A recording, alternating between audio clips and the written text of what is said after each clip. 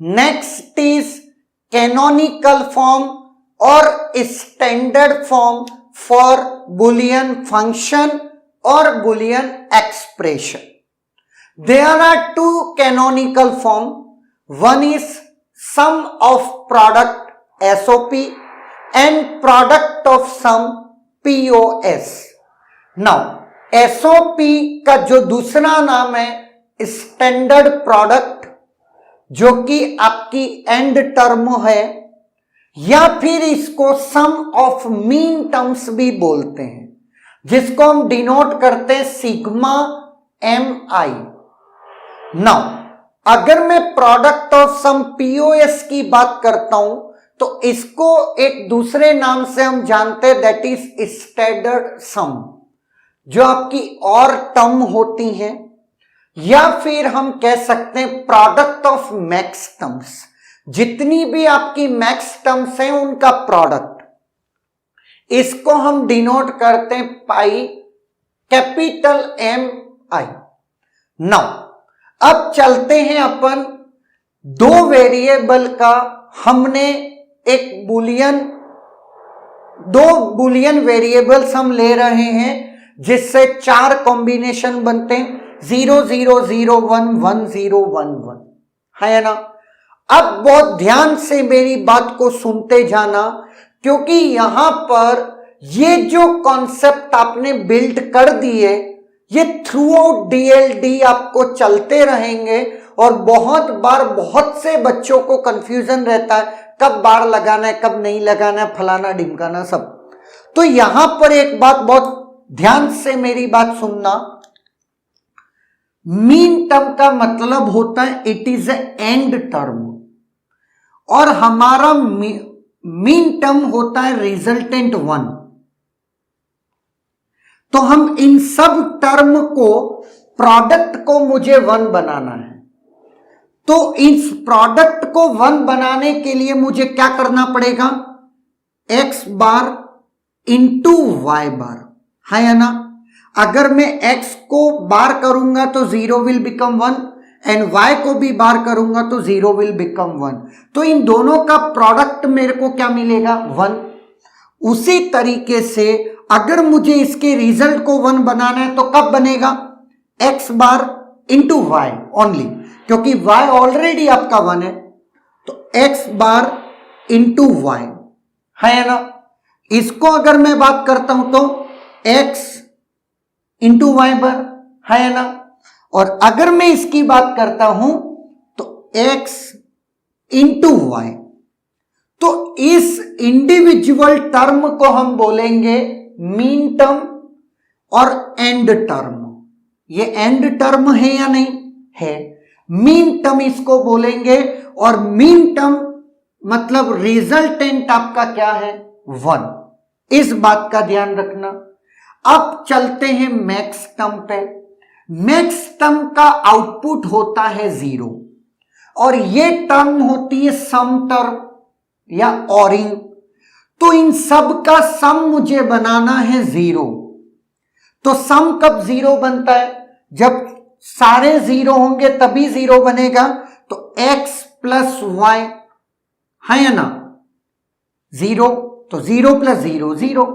लेकिन यहां पर मुझे इस 1 को 0 बनाना पड़ेगा, तभी वो क्या होगा, 0 प्लस 1 का बार विल बी 0. तो 0 प्लस 0 विल बी 0. तो यहां पर मैं करूंगा x प्लस y बार.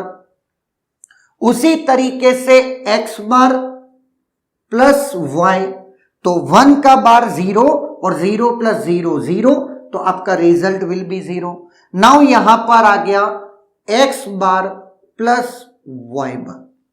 तो ये आप देख पा रहे हैं होंगे, ये और टर्म है या स्टैंडर्ड सम टर्म है ना. और इसी को हम बोलते हैं मैक्स टर्म. क्लियर. नाउ ये आपके बुलियन वेरिएबल्स हैं, इसलिए इनके कॉम्बिनेशन 0 1.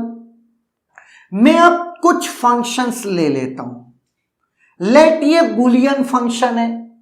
बुलियन फंक्शन का मतलब है इनका आउटपुट इनमें से कोई या तो 0 होगा या 1 होगा, है ना.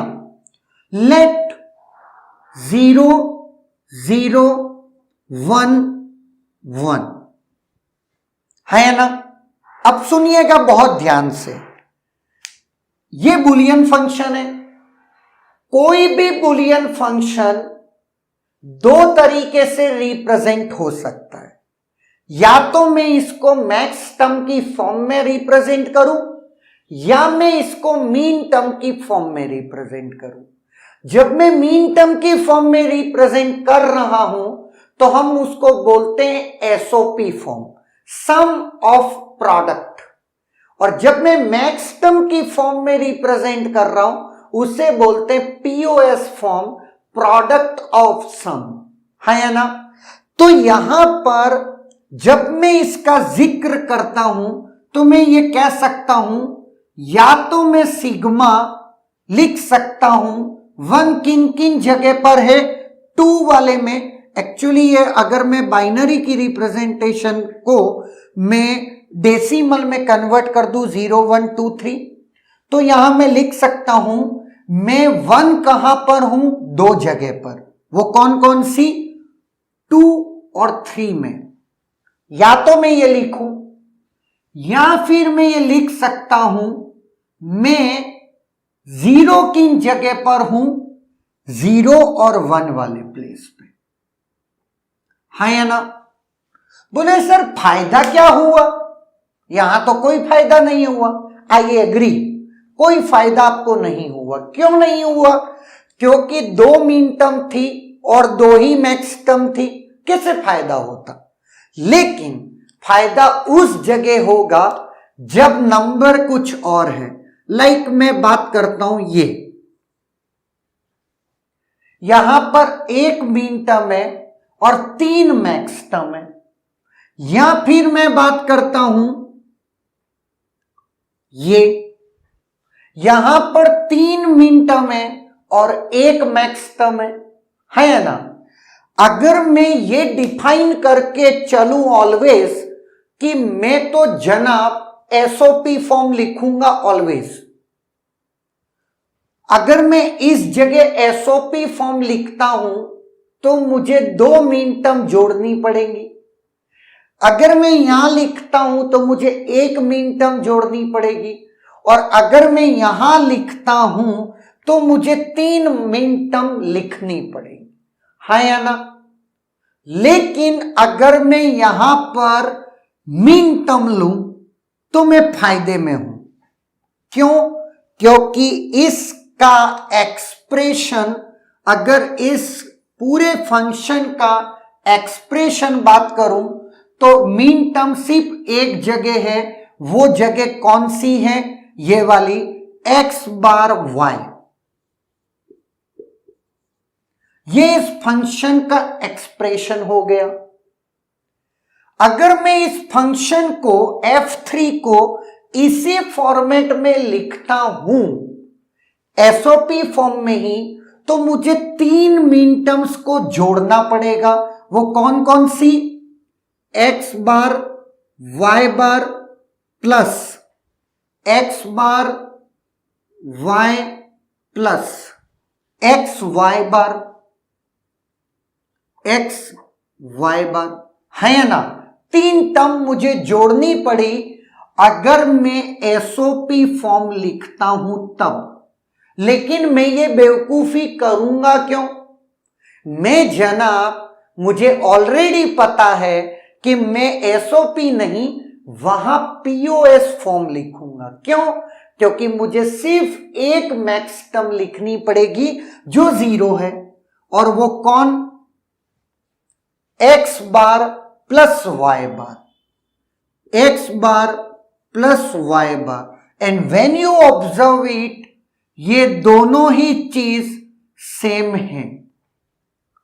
अब सोचिए इसमें कितने गेट्स लगे, बहुत सारे, जबकि इसमें कितने गेट लगे, बहुत कम, है ना।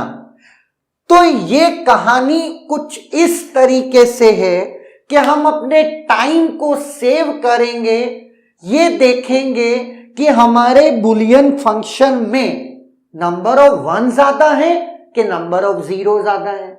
जो कम है हम उस फॉर्मेट में क्या लिखेंगे, एक्सप्रेशन लिखेंगे। तो ये पॉइंट आप हर हमेशा याद रखिए, any Boolean function can be expressed as SOP और पीओएस फॉर्म, है या ना। नाउ अब सर ये तो कहानी हो गई F2 और F3 की, पर सर आप तब क्या करेंगे जब F1 का जिक्र होगा। जनाब देख लेते हैं, F1 का जब जब जिक्र होगा तो मेरे पास दो चॉइस हैं, या तो मैं एसओपी फॉर्म लिखूं। जब मैं एसओपी फॉर्म लिखूंगा तो मुझे मीन टर्म की जरूरत है, और वो मीन टर्म कौन है, x plus x into Y bar, और ये सम होता है किसका, प्रोडक्ट टर्म का।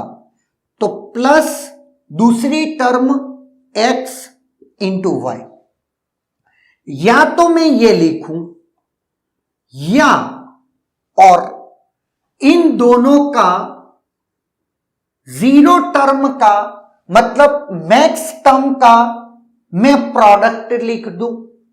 तो इन सच केसेस में x प्लस वाई ये एक सम टर्म इंटू जितनी मैक्स टर्म्स है उन सबका प्रोडक्ट करेंगे, तो x प्लस वाई बार, है या ना।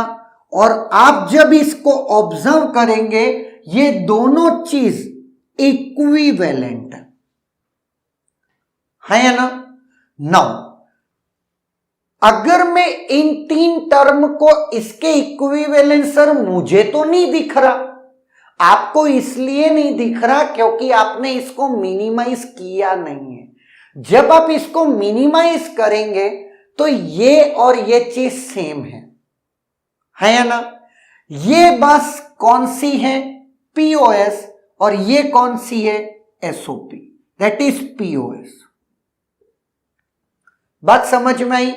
तो यहां पर ये एसओपी और ये पीओएस, मैंने किसी भी बुलियन फंक्शन को दोनों ही रिप्रेजेंटेशंस में, जो आपकी कैनोनिकल फॉर्म है उसमें रिप्रेजेंट करके आपको बता दिया है, और हम हर हमेशा उसको प्रीफर करेंगे जो कम है। अगर जीरोस कम है तो वो पीओएस लिखूंगा, वंस कम है तो मैं एसओपी लिखूंगा। Is there any doubt?